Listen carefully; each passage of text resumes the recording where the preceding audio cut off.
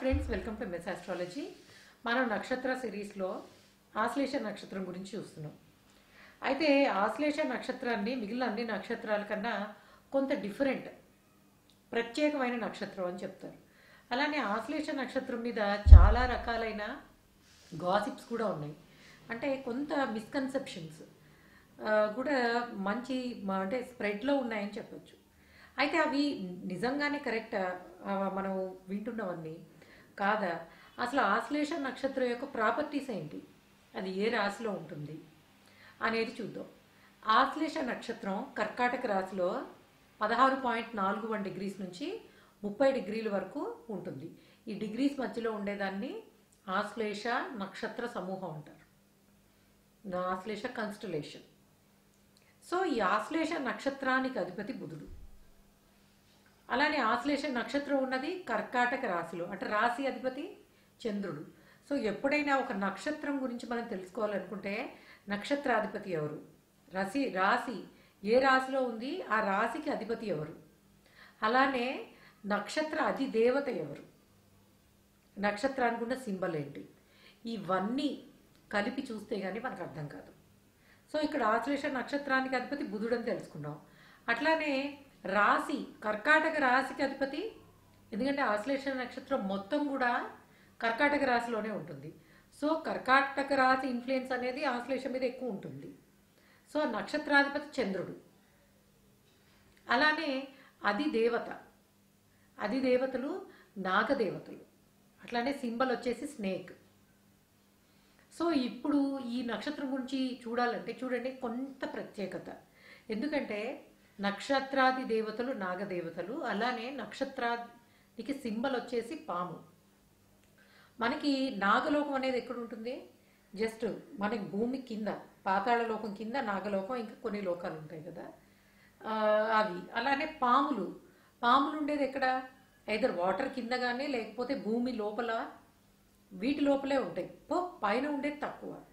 So దీన్ని బట్టి ఏంటంటే ఆశ్లేష నక్షత్రం అనేది కొంత హిడెన్ నేచర్ని, సీక్రసీని మెయింటైన్ చేసే నక్షత్రం అని చెప్పచ్చు. సో ఎప్పుడైనా సరే ఆశ్లేష నక్షత్రం మీద లగ్నం కానీ చంద్రుడు కానీ, ఎస్పెషల్లీ చంద్రుడు ఉన్నప్పుడు కొంత సీక్రెట్స్ మైండ్ అనేది ఉండే అవకాశం ఉంటుంది. అంటే బయటకి చెప్పలేని సీక్రెట్స్ వీళ్ళ మైండ్లో చాలా ఉంటాయి అన్నట్టు. అలానే తొందరగా బయటపడరు. దీని కారణంగానే వీళ్ళని అర్థం చేసుకోవడం అనేది కొంత కష్టంగా ఉంటుంది. అలానే పాములు చూడండి, పగబట్టే స్వభావాన్ని ఉంటాయి. మనం నేర్చుకున్న మన కల్చర్ని బట్టి కానీ లేదా మన శాస్త్రాలను బట్టి కానీ పాముకి పగ అనేది ఉంటుంది. అంటే కోపాన్ని దృష్టిలో పెట్టుకోవడం లేదా కాటు వేయడం. పాములు యూజువల్గా ఎవరు పెంచుకోరు కదా, మనకి చూడండి కొన్ని కూడా ఉంటాయి, పాముకి ఎంత పాలు పోసి పెంచినా అది కాటు వేయక మానదు అని. సో ఆశ్లేష నక్షత్రానికి కూడా ఇలాంటి కొంత క్వాలిటీస్ ఉండడానికి అవకాశం ఉంది. అయితే ఆశ్లేష నక్షత్రం వాళ్ళందరూ మేము పాము లాంటి వాళ్ళమా, మమ్మల్ని ఇలా అంటారని టెన్షన్ భయపడక్కర్లేదు, ఎస్పెషల్లీ తిట్టుకోక్కర్లేదు ఆస్ట్రాలజీని. ఎందుకంటే ఇది కొన్ని ప్రాపర్టీస్ మటుకే. అయితే ఒక్క చంద్రుడు ఆశ్లేష మీద ఉన్న లగ్నం ఉన్న మొత్తం లైఫ్ అంతా ఇలాంటి క్వాలిటీస్ తోటి ఉంటుందని కాదు. మిగిలిన గురువు కానీ లేకపోతే మిగిలిన గ్రహాలు ఉన్న పరిస్థితిని బట్టి అంత మారుతుంది. ఇది ఓన్లీ ఒక పార్టే ఇట్లా ఉండే అవకాశం ఉంటుంది. ఎస్పెషల్లీ చంద్రుడు కానీ మనకి లగ్నం కానీ రవి కానీ ఆశ్లేష నక్షత్రం మీద ఉన్నప్పుడు ఇలాంటి స్నేక్ రిలేటెడ్ స్వభావం అనేది కొంత రిఫ్లెక్ట్ అవుతూ ఉంటుంది. అలానే ఈ నక్షత్రానికి అధిదేవతలు నాగదేవతలు. సో వీళ్ళు ఏంటంటే వీళ్ళు కూడా మనకి కింద లోకాల్లో ఉండేవాళ్ళు కాబట్టి కొంత సీక్రెసీ అనేది లైఫ్లో ఉండే అవకాశం ఉంటుంది. ఇక బుధుడు స్వభావం, నక్షత్రాధిపతి బుధుడు కాబట్టి బుధుడు, అట్లనే రాశాధిపతి చంద్రుడు. సో వీళ్ళ ఇంటెలిజెన్స్ అనేది ఎమోషన్స్ని ఎక్కువ రిఫ్లెక్ట్ అవుతూ ఉంటుంది. అంటే ఫర్ ఎగ్జాంపుల్ వీళ్ళు మంచివాళ్ళ లేకపోతే అందరినీ, ఎందుకంటే కర్కాటక రాశి అనేదే, కర్కాటక లగ్నం కానీ రాశి కానీ కొంత మదర్లీ నేచర్, ఎమోషనల్ పీపుల్, అందరినీ మనవాళ్ళు అనుకుని మదర్ లాగా కేరింగ్గా చూసుకునే పీపుల్. లైక్ మన కర్కాటక రాశి కానీ లేదా కర్కాటక లగ్నం కానీ రెండింటికి ఉంటుంది అది. ఇక్కడ బుధుడిది కూడా వచ్చేటప్పటికి, బుధుడు ఎనర్జీ కూడా చేరేటప్పటికి ఇందులో మనకి బుధుడు అంటే తెలుసు, క్యాలిక్యులేషన్. అంటే ఎవరికి ఎంతవరకు మనం చూసుకోవాలి బాగా. మామూలుగా కర్కాటక లగ్నం వాళ్ళు అందరినీ బాగా చూసుకుంటారు. కానీ ఎప్పుడైతే ఈ ఆశ్లేష నక్షత్రం అనేది వచ్చిందో, అంటే చంద్రుడు ఆశ్లేష మీద కానీ లగ్నం కానీ ఉన్నారో, ఆ క్యాలిక్యులేషన్ అనేది వచ్చేస్తుంది. అంటే ఓకే, మనకి నచ్చిన వీళ్ళకి నచ్చిన వాళ్ళని వీళ్ళు ఎంత బాగా చూసుకుంటారో, నచ్చకపోతే అంతే ఆపోజిట్గా ఉంటారు. సో బోత్ ది సైడ్స్ ఎక్స్ట్రీమ్గా ఉంటాయి. అంటే ఇష్టపడితే విపరీతంగా ఇష్టపడి వాళ్ళని చాలా బాగా చూసుకోగలగడం, చాలా అటెన్షన్ ఇవ్వడం, కేరింగ్గా ఉండడం, ఇది ఒక ఆస్పెక్ట్ అయితే, అనదర్ ఆస్పెక్ట్ ఆఫ్ మైండ్ ఎలా ఉంటుందంటే పూర్తిగా కొంత మ్యానిపులేటివ్గా ఉండడం, వాళ్ళని అటెన్షన్ ఇస్తున్నట్టున్న హిడెన్గా వాళ్ళ ఎజెండా వాళ్ళు అమలు చేయడం. అంటే కొంత మీన్ మైండ్ అనేది, మీన్ మైండెడ్ అంటే కొంత విపరీతమైన ఆలోచనలు ఉండే అవకాశం కూడా ఉంటుంది.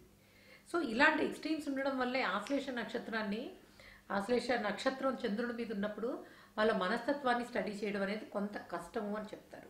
సో ఇది ఏంటంటే హిడెన్ ఎజెండాస్, ఎందుకంటే ద సీక్రసీ అనేది ఒకటి మెయింటైన్ అవడం వల్ల. అలానే these people are emotions reflect అవుతూ ఉంటాయి. బుధుడి ఇంటెలిజెన్స్ కూడా. సో ఎప్పుడైతే సీక్రసీ, ఇంటెలిజెన్స్, ఎమోషన్ అన్నీ కలిసాయో, that becomes toughest part of mind to understand.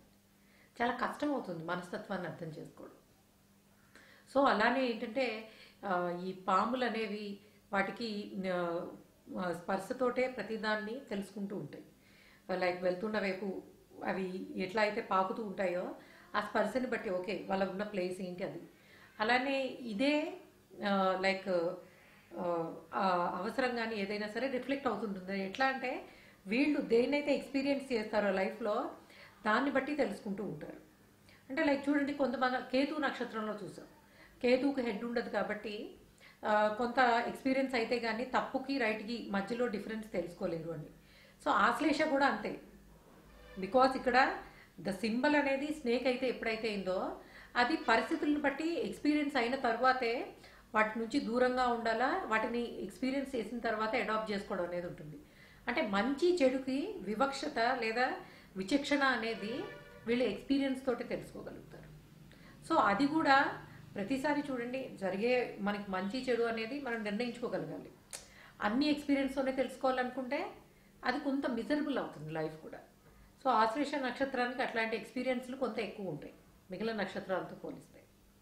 So ఏదేమైనా ఆశ్లేష నక్షత్రం అనేది కొంత కాంప్లికేటెడ్ అర్థం చేసుకోవడానికి. అట్లానే దీన్ని కొంత శాపం ఉంది ఈ నక్షత్రానికి అని చెప్తారు.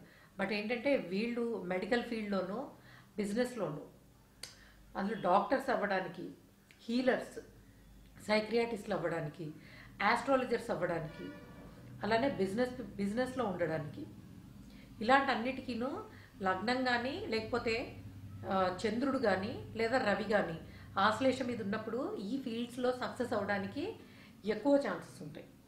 అలానే ఎస్పెషల్ ఆస్ట్రాలజర్స్, సైకాలజిస్ట్, వీళ్ళకి ఈ నక్షత్రం అనేది ఎక్సలెంట్ రిజల్ట్స్ని ఇస్తుంది. లైక్ చంద్రుడు ఉన్నప్పుడు కానీ లగ్నం ఉన్నప్పుడు కానీ వీళ్ళు ఆ ఫీల్డ్స్లో సక్సెస్ అవ్వడానికి ఎక్కువ అవకాశాలు ఉంటాయి. సో ఓకే గైస్, ఇది ఆశ్లేష నక్షత్రం గురించి ఉన్న అంటే లైక్ మనం ఎక్స్ప్లెయిన్ చేసుకోగలిగే ప్రాపర్టీస్. బట్ కొంత ఏంటంటే కొంత నెగిటివిటీ అనేది ఆశ్లేష మీద చాలా ఎక్కువ ఉంది.